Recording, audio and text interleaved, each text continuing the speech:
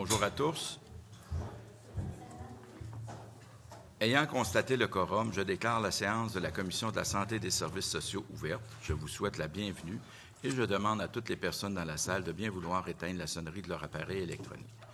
La Commission est réunie afin de poursuivre les consultations particulières et les auditions publiques sur le projet de loi numéro 52, loi visant à renforcer le régime d'examen des plaintes du réseau de la santé et des services sociaux, notamment pour les usagers qui reçoivent des services des établissements privés. Madame la secrétaire, y a-t-il des remplacements? Oui, Monsieur le Président.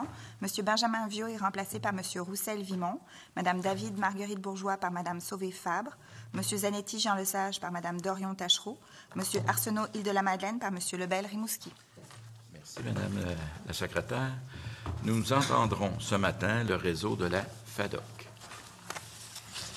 Je souhaite la bienvenue aux représentants du réseau de la FADOC. Je vous rappelle que vous disposez de 10 minutes pour votre exposé, puis nous procéderons à la période d'échange avec les membres de la commission. Je vous invite à vous présenter et à débuter votre exposé. Je vous cède la parole maintenant. Oui. Monsieur le Président, je vous remercie. Madame la ministre, Messieurs et Mesdames les parlementaires, je vous salue. Je me présente, Lynne Rémillard, directrice générale adjointe du réseau FADOC. Je suis accompagnée aujourd'hui de M. Philippe Poirier-Monette, qui est notre conseiller en droit collectif au niveau du réseau FADOC aussi. D'abord, j'aimerais vous remercier, les membres de la Commission, pour cette invitation à exprimer le point de vue du réseau FADOC en lien avec le projet de loi 52. Le réseau FADOC est un magnifique regroupement de 535 000 membres. Notre organisation effectue des représentations politiques dans le but de conserver et d'améliorer la qualité de vie des aînés d'aujourd'hui et de demain. C'est notre mission.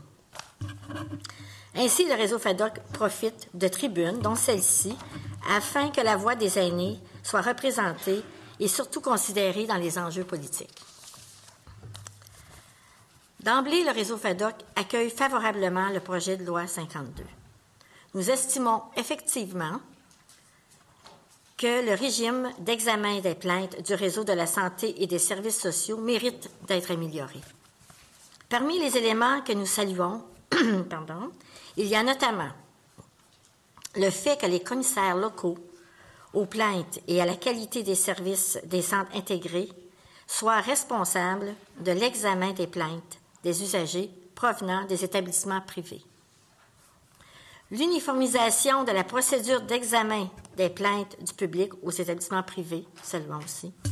L'obligation d'utiliser un actif informationnel afin de regrouper les données relativement aux plaintes des agents, des usagers.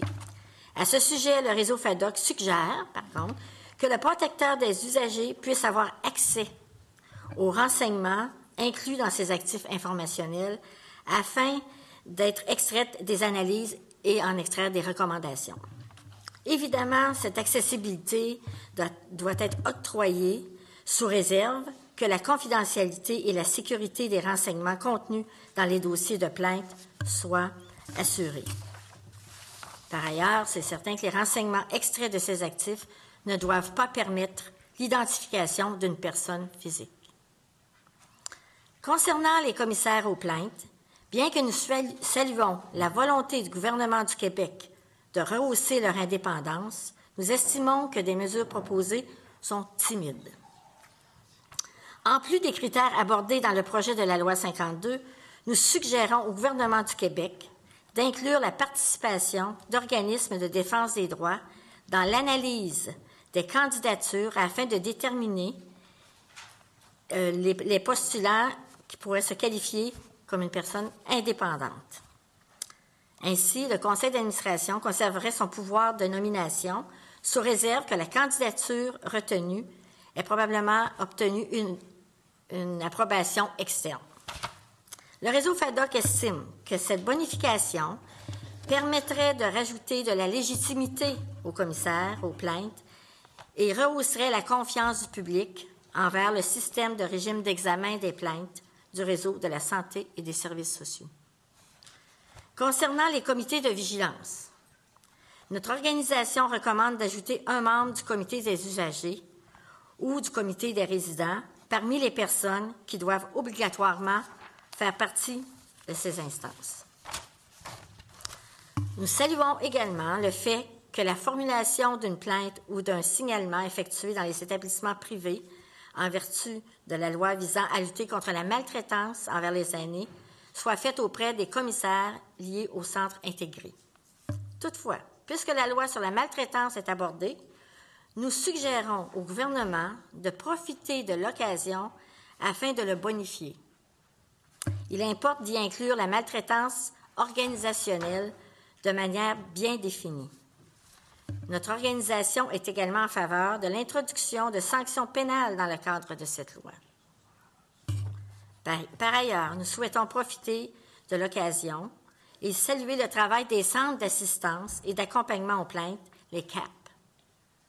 Alors que le régime d'examen des plaintes du réseau de la santé et des services sociaux est complexe, les CAP offrent des services de soutien essentiels, de proximité et d'accessibilité aux personnes. Il importe que le gouvernement du Québec maintienne ses ententes de services avec les CAP et qu'il rehausse même le financement de ces organisations afin que ces dernières puissent effectuer de la promotion quant aux services qu'ils offrent gracieusement à la population. Finalement, nous recommandons au gouvernement du Québec de faire mieux connaître les droits des Québécois et Québécoises à titre d'usager du système de santé et des services sociaux. Il importe de s'assurer de divulguer les recours possibles en cas d'insatisfaction. Je vous remercie pour votre attention. Merci, Mme Rémillard, pour votre exposé. Madame la ministre va initier la période d'échange. Madame la ministre, je vous cède la parole. Merci beaucoup, Monsieur le Président. Bonjour, Madame Rémillard, Monsieur Philippe Poirier-Monette. Toujours impressionné par le réseau FADA qui, d'année en année, augmente. Écoutez, là, les membres, vous êtes rendus à 535 000, ça augmente tout le temps. Et ça veut dire que vous êtes un réseau fort et que vous prenez soin aussi de vos membres et vous avez aussi beaucoup évolué au cours des ans. Maintenant, vous défendez les droits des personnes aînées et je vous félicite pour ça. Merci. Écoutez, je vous remercie pour votre mémoire. D'entrée de jeu, je voudrais parler du fait que vous aimeriez que le protecteur du citoyen ait accès aux plaintes.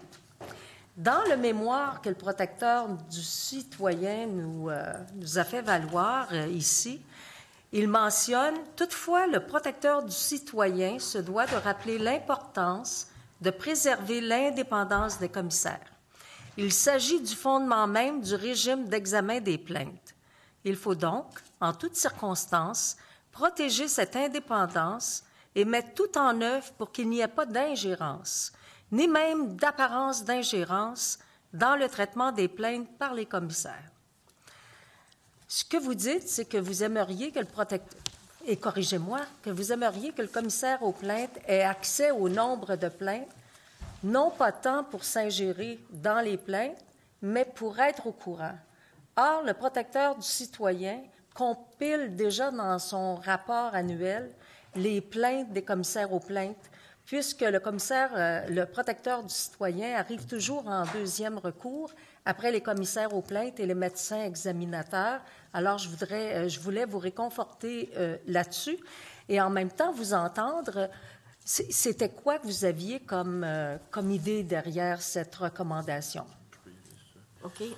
Philippe, en fait, là, on a été surpris aussi que l'actif informationnel n'était pas une obligation d'être utilisé. Ça, là, maintenant, avec le projet de loi, c'est inclus dans dans la loi. Donc, ça, on le salue d'ailleurs. Donc, évidemment, le protecteur des usagers avait pas accès à l'ensemble des plaintes. C'est ce que je comprends. Donc, nous, ce qu'on veut simplement, c'est que ça soit clairement indiqué dans la loi que le protecteur des usagers peut avoir un accès à ces données-là pour montrer des tendances, soit par région, soit par cas, juste pour compiler. Protecteur du citoyen, protecteur d'usager, c'est un peu l'ombudsman au Québec. Donc, on estime qu'un organisme de la sorte, qui signifie des données, il y a quelque chose d'objectif là-dedans. Donc, c'est un peu ce qu'on souhaite. Moi aussi, j'étais surprise de constater que tout le monde ne déposait pas les plaintes dans le dossier informationnel. C'est pour ça qu'on veut en faire une obligation et qu'on veut aussi faire en sorte que l'actif informationnel soit à l'ordre du jour dans le sens de le mettre à point. Et c'est la raison pour laquelle on a investi 1,2 million de dollars pour faire en sorte qu'il soit, je dirais, à niveau, qu'il soit à niveau. Je ne vous ai pas entendu parler du commissaire conseil. Qu'est-ce que vous en pensez? Vas-y. Moi, sauf erreur, là, j'ai pas vu rien dans le projet de loi qui parle spécifiquement du commissaire conseil. Donc, c'est sûr que on vous a entendu en parler très publiquement. On est intéressé à voir quelle va être la mission du commissaire conseil, à quel point il va être détaché, est-ce qu'il va y avoir de l'indépendance. Donc, on aurait souhaité que ce soit inclus dans le projet de loi, qu'il y ait quelque chose à ce niveau-là pour au moins statuer sur ce que c'est le commissaire conseil, quelle responsabilité il va avoir. On est tout à fait ouvert à voir. Donc, il faudra avoir des détails sur le commissaire conseil. Quel est son rôle? Alors, le commissaire aux plaintes va faire en sorte qu'on puisse harmoniser les pratiques, faire en sorte qu'il y ait beaucoup plus d'informations de la formation pour être en mesure de regrouper les commissaires aux plaintes et à la qualité des services, mais ne va pas faire d'ingérence dans le travail des commissaires aux plaintes et à la qualité des services. Et d'ailleurs, le regroupement des commissaires aux plaintes et à la qualité des services était favorable à la nomination d'un commissaire aux plaintes. Ils font déjà de la formation et de l'information, mais ils ont tellement de travail que ça va les délester, en quelque sorte, d'une surcharge de travail parce que le commissaire conseil va pouvoir se consacrer à cela. Vous mentionnez aussi que vous aimeriez profiter de l'occasion pour qu'on puisse ouvrir la loi 115 pour mettre les sanctions pénales. Vous le savez que c'est mon désir depuis le tout début, à l'époque où j'avais déposé le projet de loi 399. J'ai l'intention de le faire. On voulait donner un peu de temps puisque le projet de loi a été adopté en 2018 et on doit revoir la loi en 2021, mais soyez assurés que c'est l'une de mes volontés. Maintenant, vous dites, puis après ça, je passe la parole à mes collègues, vous mentionnez que vous auriez aimé que le projet de loi ait plus de dents, en quelque sorte, par rapport à l'indépendance des commissaires. Juste vous rappeler que ce n'est pas une réforme complète du régime des plaintes, parce que ça aurait pris beaucoup plus de temps. Mais quand même, je veux vous entendre. Quand vous parlez d'indépendance des commissaires aux plaintes, de quoi parlez-vous exactement? Qu'est-ce qui vous chicote? Okay. Nous, on pense qu'il faut une objectivité absolument. Et de la façon que ça se passe présentement dans les établissements, que ce soit privés ou publics, bien, il y a une grosse proximité avec les gens qui sont là, que ce soit au niveau des membres du conseil d'administration, des usagers, tout ça. Et on pense qu'il faut justement qu'il y ait une indépendance plus grande. Alors, tantôt, quand même, quand vous parliez des commissaires délégués, tout ça, c'est ça qui va être important, parce que c'est ce qui va donner confiance aux gens. Si on veut vraiment que les plaintes soient bien formulées puis bien corrigées quand il y a quelque chose qui ne va pas, je pense qu'il faut que les gens aient confiance en ce système-là. C'est dans cette avenue-là qu'on en parle. Beaucoup. Madame Rémillard, vous avez raison parce que c'est la raison pour laquelle le projet de loi 52 veut faire en sorte que tous les commissaires aux plaintes et à la qualité des services relèvent des CIS et des CIUS. Et le regroupement des commissaires aux plaintes et à la qualité des services nous mentionnait qu'il y avait cette indépendance avec les conseils d'administration, qu'ils se sentaient à l'aise, qu'il n'y avait pas d'interférence. Et si jamais il y en avait, bien, je pense qu'il ne faut pas que ça existe. Il faut vraiment travailler sur cette indépendance. Puis, peut-être juste pour ajouter, c'est un peu pour ça qu'on disait qu'on aimerait ça qu'un organisme externe puisse dire son mot. On pense que ça ajoute encore plus à l'indépendance puis à l'objectivité de l'opération. Je reconnais le député de Vachon. Merci beaucoup, M. le Président. Merci, Mme Rémillard. Merci pour votre présentation. C'est sûr, quand vous avez parlé de sanctions pénales, l'homme que je suis, l'ancien policier que je suis, était très intéressé. Pourriez-vous élaborer un petit peu plus ce que vous avez en tête quand vous parlez de sanctions pénales? Est-ce que vous voyez une gradation? Est-ce que vous voyez un registre d'infraction pour que, justement, les gens qui refont une infraction auraient, par la suite, une sanction pénale qui soit plus élevée? Comment vous le voyez? Bien, on en parlait justement ce matin. Je pense que ça, cette gradation-là serait bien accueillie. L'idée, c'est que tous les actes graves sont encadrés. C'est un acte criminel, donc c'est encadré par le code criminel. Là, on parle plus d'actes qui sont juste à la frontière des actes criminels. Donc, il y a une absence de ce côté-là. Il y a des gestes qu'on estime, dont on nous témoigne à chaque semaine, qui pourraient mériter, de notre point de vue, des sanctions pénales, mais qui ne sont pas assez grandes pour être jugées criminelles. Donc, tout ce pan-là, je crois que ça pourrait concerner. Là, après ça, voir quelle est la gradation des sanctions. Je crois que entre juristes, entre législateurs, vous pouvez aussi en discuter. L'idée, c'est pas de vous dire exactement quel acte doit... Le processus, on va vous le laisser. Mais vous répondez complètement à ma question, parce que ce que je voulais être bien sûr que j'avais bien compris, vous ne vouliez pas pénaliser une deuxième fois un acte criminel, parce qu'on comprend qu'il y a un processus qui existe. Exactement. Ou c'est la zone grise. Les zones qui ne se retrouvent pas, puis je ne vais pas vous prêter des mots en bouche, là, mais ce qui ne se retrouve pas du côté criminel, ce qui est quand même assez sérieux, Oui. vous voyez la possibilité d'avoir une sanction pénale là-dessus. Tout à fait. Parfait. Ça m'aide beaucoup à ma compréhension. Merci. Tout à l'heure, vous avez parlé de l'importance de la transparence, de l'indépendance. J'ai parlé beaucoup, moi, d'apparence d'indépendance aussi, parce que possiblement qu'ils sont très indépendants et transparents, mais des fois, les apparences ne sont pas là. De l'autre côté, je vous dirais qu'il y a un groupe qui est venu nous voir et qui nous a dit qu'il y avait un danger. Le danger, c'était d'enlever la proximité que les commissaires avaient. Un des arguments, je ne le fais pas mien, là, mais un des arguments qui nous a été servi, c'est que les commissaires étaient très présents, grande proximité, et il y a un des groupes qui s'en est servi pour dire qu'il était contre notre projet de loi aujourd'hui, parce qu'il trouvait que les commissaires seraient moins proches. Puis là, je vais vous mettre ça très clair. Les groupes privés nous ont dit qu'ils étaient en accord, public, on le sait, mais là, c'était plutôt les privés conventionnés qui nous ont dit hier qui avaient un grand malaise et même qui étaient contre notre projet de loi. Et un des arguments, c'était de dire qu'il y aurait une moins grande proximité entre les commissaires et les utilisateurs. J'aimerais vous entendre, comme vous représentez des gens qui sont dans tous les établissements, c'est-tu quelque chose que vous avez entendu, cette crainte d'avoir une moins grande proximité avec les commissaires? Je vais y aller, Philippe, tu compléteras. Moi, je pense que ça ne sera pas nécessairement comme ça que ça va se passer. Je pense que les commissaires, s'ils sont indépendants, ils ne seront quand même pas dans les nuages, ces gens-là. Ils vont quand même être sur le terrain. Alors, ils vont les avoir. La proximité va être là. Okay? Bon, c'est peut-être inquiétant pour des gens qui sont conventionnés. Ça, on n'ira pas sur ce plancher-là. Là. Nous, on va laisser ça aller. Là. Allez-y, je vous écoute. C'est peut-être plus inquiétant. Ben là, je vais laisser Philippe en parler un peu, mais je trouve que... Ben, c'est sûr que je veux pas... on veut pas porter de jugement, c'est leur propos. On estime, nous, que ça retire pas de la proximité. C'est sûr que aussi, ce qu'on dit là-dedans, là, c'est qu'il faut absolument que les commissaires soient accessibles, là, leur service soit accessible. Tous ici, chaque parlementaire, vous avez des commettants, je suis sûr et certain, à chaque semaine qui vous appellent pour se plaindre du système de santé. Puis il n'y a aucune idée qu'un commissaire aux plaintes existe. Ça, c'est un enjeu. Puis on se le fait parler, puis c'est pour ça que les CAP existent aussi. Donc, comprenez qu'à ce niveau-là, nous, je crois qu'il y a un exercice de relations publiques à faire. Il faut que les commissaires, il faut que ça soit bien accessible. Il faut que les contacts soient facilement accessibles. Il faut qu'il y ait un suivi au niveau de la plainte. Donc, au niveau de la plainte, donc nous, on encourage vraiment à ce que le gouvernement accélère, augmente la communication autour des commissaires aux plaintes, là. Et mon but, c'était pas de vous mettre dans une mauvaise position, comprenez-moi bien. C'est qu'hier, on a eu cette discussion-là et comprenez qu'en apparence, je ne veux pas prêter de mauvaises intentions, mais en apparence, un groupe qui vient nous voir en disant « Chez nous, ça va très, très bien. Vous n'avez pas besoin de nous en mêler, on gère tout seul. » C'est sûr que ça envoie un drôle de signal. Vous avez parlé tantôt de campagne de relations publiques ou quoi que ce soit.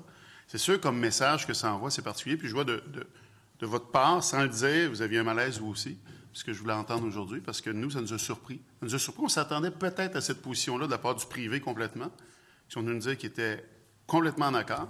Je vous dirais qu'encore hier, je me creusais la tête à savoir pourquoi. Mais le privé nous a dit, par exemple, qu'il fallait s'attendre à une augmentation des plaintes au début, quand c'était connu. Mais eux le voyaient comme une opportunité de s'améliorer. Eux autres se disaient, quand on reçoit des plaintes, ça nous permet d'améliorer des problématiques. Mais les privés conventionnés, ça n'a pas été... Mais je vous dirais que sans porter de jugement puis sans avoir nous, notre objectif, là, c'est que les usagers aient une bonne place quand il y a une plainte à formuler, qu'ils soient bien entendus. Alors, qu'ils soient conventionnés ou pas, si le commissaire joue bien son rôle, je pense qu'il y a aussi un avenue qu'il faut comprendre, c'est qu'il faut que le commissaire joue son rôle, mais qu'il n'en joue pas plus non plus, qu'il soit là juste pour les bonnes raisons, puis qu'il fasse son travail comme il faut. À ce moment-là, d'après moi, ça ne causerait pas En tout cas, Fait que selon vous, le même système, qu'on soit public, Ah oui. privé, privé conventionné, on ne devrait pas avoir des systèmes différents, ça ferait un système standard partout. en tout cas, oui, absolument. L'uniformisation est importante. Merci. Merci. beaucoup. Merci. D'autres interventions? Monsieur le Président, allez-y. Écoutez, merci d'être présent et de nous présenter votre mémoire.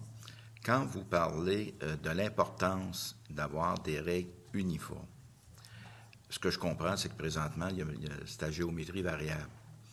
Et quel va être le principal enjeu pour réussir à avoir cette uniformité-là, selon vous? Parce que vous avez parlé de communication, mais il y a certainement d'autres enjeux. Quels sont les enjeux que vous identifiez? Bien, on a parlé de la formation. Je pense que c'est quelque chose qui est important aussi, que les gens qui vont être en poste aient la formation pour comprendre toutes la même chose de la même façon, que ça s'applique aussi de la même façon. Je pense que ça aussi, c'est important. Je pense que c'est comme dans n'importe quoi. L'uniformisation n'est pas simple. C'est peut-être pas demain matin qu'on va avoir ça, parce qu'on trouve toujours des façons à faire des exceptions. Mais si on ne vise pas ça, on ne rehaussera pas la qualité des services. Merci, Madame. Madame la ministre. Oui, je voudrais vous rassurer quant au rôle du commissaire conseil. C'est évident qu'il aura des balises, que son rôle sera extrêmement défini. Je vous ai aussi entendu, vous n'êtes pas les seuls, mentionner que vous aimeriez que ça fasse partie du projet de loi. Nous allons étudier cette possibilité-là. Il faut le voir d'un point de vue juridique, là, avec les juristes du ministère de la Santé et des Services sociaux. Qu'il fasse partie de la loi ou non, il y a une chose qui est certaine, il va falloir s'assurer qu'il n'y ait pas d'ingérence à l'intérieur du rôle des commissaires aux plaintes et à la qualité des services. Donc, vous êtes d'accord avec ça? Oui. Ah oui, on salue ça. Oui. Ben, je vous remercie beaucoup. Oui? Oui, 1 minute 30. Madame la députée de Soulanges. Merci. J'aimerais vous entendre. On a eu beaucoup de groupes qui sont venus nous parler que les gens souvent ont peur de faire des plaintes. Donc, j'aimerais avoir votre point de vue à savoir si le projet de loi 52, une fois adopté, s'il est adopté tel quel, va améliorer ou bien vos impressions de comment on peut améliorer ça pour que les gens aient moins peur de faire une plainte. On pense qu'en résidence privée, pour aînés, c'est un enjeu, ça. Donc, les gens avaient peur de réprimande de la part de la direction. Donc, à ce niveau-là, je crois que c'est un pan important, là, le fait que le commissaire du 6 va avoir responsabilité sur les RPA. Donc, en ce sens-là, je pense que ça bonifie. Encore là, tout est dans tout, il faut juste que ça soit bien communiqué. Il faut que les gens aient un contact facile avec le commissaire. Puis de cette manière-là, je crois qu'il y aurait peut-être moins de réticence de la part des usagers. Là. Merci. À ce moment-ci, je vais céder la parole à la députée de Fabre. Merci beaucoup, Monsieur le Président. Alors, je veux saluer, bien sûr, les deux invités. Merci. Merci pour votre présentation, votre réflexion. Puis je vais me joindre un peu aux commentaires de la ministre, plutôt pour reconnaître la force et la force de votre réseau et aussi la force de votre réflexion. Vous êtes vraiment un pilier dans la défense des droits. Et sachez qu'on est toujours très attentif aux réflexions que vous amenez à travers les différents projets de loi. Moi, je veux d'entrée de jeu amener un élément qui me... En fait, je suis très heureuse que vous l'ayez amené parce qu'on n'en a pas parlé précédemment et il y a un collègue aussi de l'autre côté qui a voulu en savoir un peu plus. La question de votre recommandation 8, les sanctions pénales. Alors, vous amenez cette notion-là. Vous êtes les premiers à nous en parler aussi clairement, que des sanctions pénales soient introduites dans le cadre de la loi. Alors, c'est sûr qu'on aura des discussions dans la suite des travaux, mais merci de l'avoir amené parce que ça ne fait pas partie du projet de loi. Et là, avec les échanges, j'entends que la ministre a cette intention d'y aller dans ce sens-là. Alors, c'est très clair que nous aurons des échanges là-dessus, mais merci de l'avoir amené parce que c'était un élément absent du projet de loi, alors qu'on entend que ça peut être un élément qui va être priorisé par la ministre. On a parlé tantôt, vous avez parlé dans votre recommandation 9 de ce partenariat-là très important avec les centres d'assistance et d'accompagnement, les CAP. Je sais que vous avez des partenariats, comme on dirait en bon québécois, tricotés serrés avec eux. C'est essentiel aussi de valoriser le rôle parce que tout au long des travaux, les groupes, ce qu'ils sont venus, entre autres, nous dire, c'est qu'ils avaient certaines préoccupations par rapport à l'alourdissement du mandat des commissaires locaux du réseau public qui se voient donc confier un mandat additionnel. Alors, bien que ce soit, il faut saluer cette avenue-là. En même temps, la réalité, c'est qu'effectivement, il peut y avoir un mandat plus large qui amène beaucoup plus de travail. Alors, on l'a considéré au niveau du mandat des commissaires locaux aux plaintes. On a dit, on s'est soucié du délai, on s'est soucié des ressources qui seront nécessaires au niveau des ressources humaines, des ressources financières. Mais on n'a pas trop parlé de l'impact que ça aurait sur les autres partenaires qui sont pourtant très, très implicitement interpellés dans la démarche de plainte. Alors, merci de ramener le rôle clé des CAP et peut-être aussi, je pense que c'est pas une fausse hypothèse de travail de se dire que l'impact de cette loi va faire en sorte que les gens vont aller davantage vers des démarches de plainte. On ne souhaite pas qu'il y ait plus de plaintes, mais en même temps, lorsqu'il doit y en avoir, il doit y en avoir. Et c'est le but du projet de loi. Alors, les CAP vont avoir probablement devant eux un nombre accru de plaintes, un nombre d'accompagnements des familles et des aînés. Alors, je trouve ça très important que vous rameniez leur rôle, le fait qu'ils vont avoir probablement à faire face à ces nouveaux enjeux du nombre de plaintes et qu'un financement, un rehaussement de leur financement et une reconnaissance de leur rôle soient encore accentués. Alors, vous en avez fait une recommandation, mais je veux vous entendre davantage là-dessus. Puis j'aimerais vous entendre aussi sur le lien qui est déjà présent que vous avez avec eux. C'est Philippe, toi qui l'as... Écoutez, c'est sûr que les CAP risquent d'avoir un travail accru s'il y a du retard qui se prend du côté du traitement des plaintes, étant donné qu'il y en aurait plus. Donc, les CAP, lorsqu'il n'y a pas de réponse, lorsqu'il y a des retards, lorsque ça déborde le temps requis pour répondre, les CAP embarquent beaucoup là-dedans. Autrement, c'est sûr que nous, on a du personnel chez nous là, qui font affaire, je dirais, quotidiennement, pratiquement avec les CAP. Pour à peu près les mêmes raisons que vos commettants lorsqu'ils appellent à vos bureaux. Des fois, c'est juste parce qu'ils n'arrivent pas à communiquer avec le commissaire aux plaintes. Donc, nous, c'est pour ça qu'on le salue. D'ailleurs, le mandat qui a été ajouté au CAP, ça aussi, on l'avait salué en lien avec les lois, les bails, les baux. Donc, ça, c'était très important parce que c'était une zone de gris à l'époque. Lorsqu'il y avait un enjeu avec les baux, les CAP ne pouvaient pas prendre le mandat, donc il fallait qu'ils fassent un peu... ils jouaient sur les mots en disant que c'était une plainte, non pas que c'était une raison de se plaindre, non pas que c'était une raison qui allait à la régie du logement.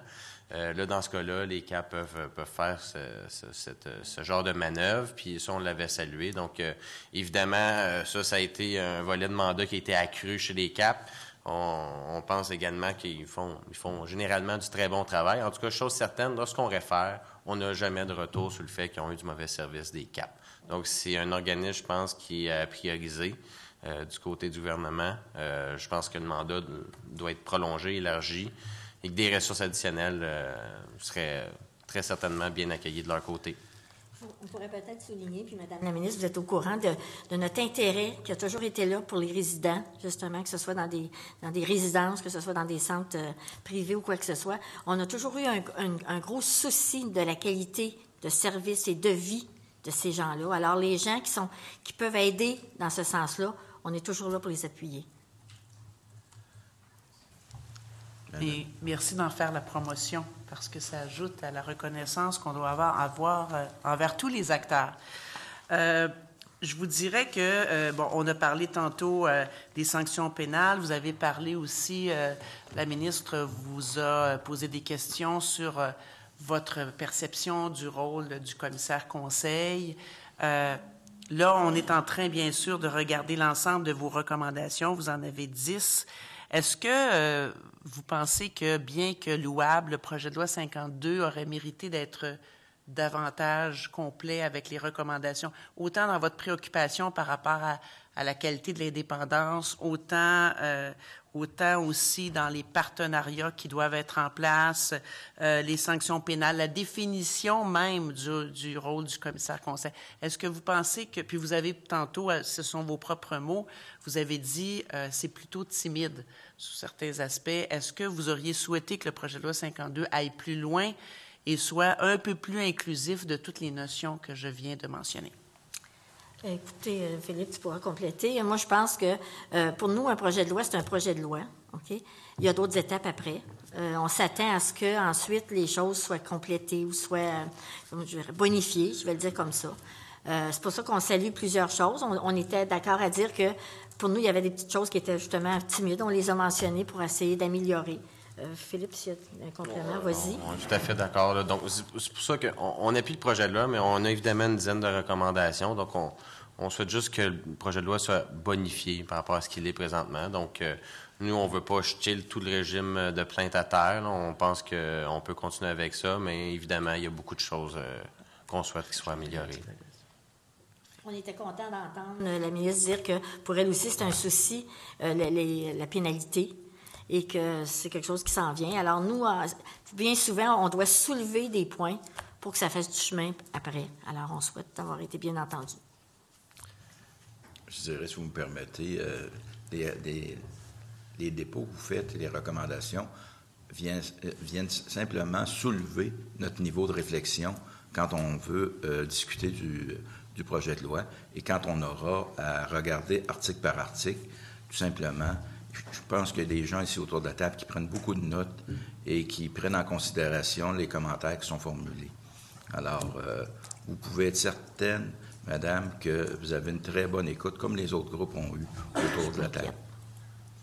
Excusez, je vous ai sauvé, je vous ai volé une minute. Monsieur le député de Vimont et... Je vous en veux pas, Monsieur le Président. Il n'y a pas de problème. Il me reste combien de temps? Il vous reste 3 minutes. Parfait. Merci. Je voulais revenir sur votre recommandation 7. On en a peu parlé, mais je vous dirais qu'il y a beaucoup de groupes qui... et aussi la ministre qui s'est montrée ouverte à cette intention de se dire qu'on est dans une volonté d'analyse, d'amélioration continue, parce qu'il y a le projet de loi, il va être étudié et tout ça. Mais s'il est adopté, donc il y aura la suite et il y aura toute l'étape opérationnelle, mais encore faut-il évaluer avec des indicateurs, avec une certaine reddition de comptes, mais surtout observer l'impact que cette loi aura sur la valeur ajoutée par rapport au processus, évidemment, de la démarche de plainte. Alors, vous avez bien dit qu'une analyse d'amélioration, ça soit élaborée. Est-ce que vous pouvez un petit peu détailler? Est-ce que vous avez une idée un peu, par exemple, ça pourrait être quoi l'échéance qu'on se donne pour évaluer? Est-ce que ça doit se faire de façon continue? Comment vous voyez ce processus d'analyse et d'amélioration? Bien, évidemment, on souhaite que ça soit continu. À ce niveau-là, on parle explicitement de la maltraitance organisationnelle dans cette recommandation-là. Donc, dans un acte de maltraitance accompli par du personnel, quoi que ce soit, quelqu'un qui est ébouillanté, donc l'équation est assez vite. Là, la personne qui a fait de la négligence va avoir une sanction. C'est assez facile. Mais là, quand on parle de manque de soins, manque de personnel, on punit qui là, à ce moment-là? Là? Donc, c'est un peu ça là, qu'on soulève par cette recommandation-là. On va voir qui le PDG, on va plus loin en région, on monte dans le ministère. C'est qui le responsable? Donc, nous, ce qu'on dit, c'est au moins là, prendre connaissance dans le cadre du processus d'amélioration, que ce soit continu, et puis que ça fasse en sorte que le ministère s'améliore, que le CIS s'améliore, que les régions s'améliorent, que les établissements s'améliorent. Merci. 40 secondes. Alors, merci beaucoup pour vos propos, pour vos réponses très claires. Et dans le fond, ce que je retiens, c'est que votre recommandation 7, même si elle est davantage liée à la maltraitance, vous souhaitez vraiment qu'une amélioration continue de façon élargie. Oui, vous avez tout à fait raison. C'est ce qu'on veut aussi. Et c'est juste une façon différente de dire, on va regarder qu'est-ce quand on parle de maltraitance. Voilà. On en parle aussi dans ce volet-là. Merci beaucoup. Merci. Je vais maintenant céder la parole au député de Rimouski. Combien de temps? 2 minutes 45. Merci, M. le Président. Vous êtes généreux.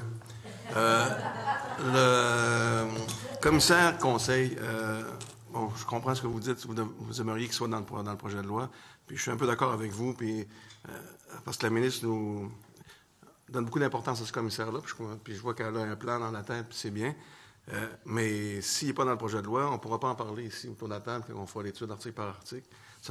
On devra attendre que la ministre nous dépose sa vision du commissaire conseil, parce que on pourrait, comme ici autour de la table, éventuellement, pouvoir discuter du rôle du commissaire conseil, puis s'il était dans le projet de loi, ça aiderait.